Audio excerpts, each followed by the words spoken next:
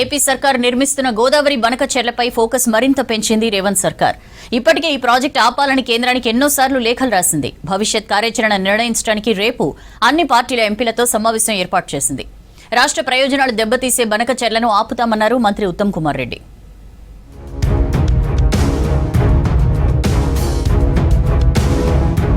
AP అక్రమంగా నిర్మిస్తున్న Godavari Banakacherla link ప్రాజెక్టుపై పోరు తీవ్రం చేసింది తెలంగాణ సర్కార్.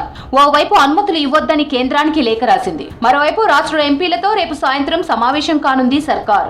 గోదావరి బనకచెర్ల లింకును అడ్డుకోవడంపై లోక్సభ, రాజ్యసభ ఎంపీలతో సెక్రటేరియట్ లో చర్చించనున్నారు సీఎం రేవంత్ రెడ్డి. కేంద్ర మంత్రులు కిషన్ రెడ్డి, బండి సంజయ్ సమావేశానికి ఆహ్వానించామని, వారి విలువైన సూచనలు కోరుతున్నామన్నారు ఇరిగేషన్ మంత్రి ఉత్తమ్ కుమార్ రెడ్డి. కాంగ్రెస్ తో పాటు బీజేపీ, బీఆర్ఎస్, మజ్లిస్ పార్టీలకు చెందిన లోక్సభ, రాజ్యసభ ఎంపీలకు లేఖలు రాయడంతో పాటు ఫోన్ చేశామని చెప్పారు.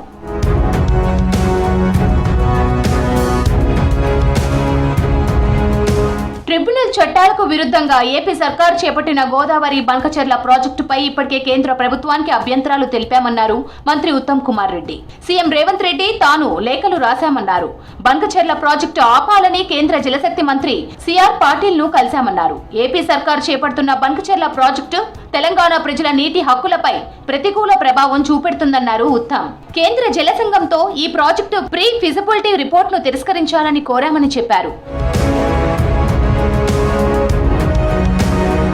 రేపటి అఖిలపక్ష సమావేశానికి సంబంధించిన అంశంపై సెక్రటేరియట్ సన్నాహక సమావేశం నిర్వహించారు మంత్రి ఉత్తమ్. ఇరిగేషన్ శాఖ ప్రిన్సిపల్ సెక్రటరీ రాహుల్ బొజ్జుతో పాటు ఉన్నతాధికారులు హాజరయ్యారు. బనకచెర్ల ప్రాజెక్టుపై పవర్ పాయింట్ ప్రెజెంటేషన్ ఇచ్చారు అధికారులు.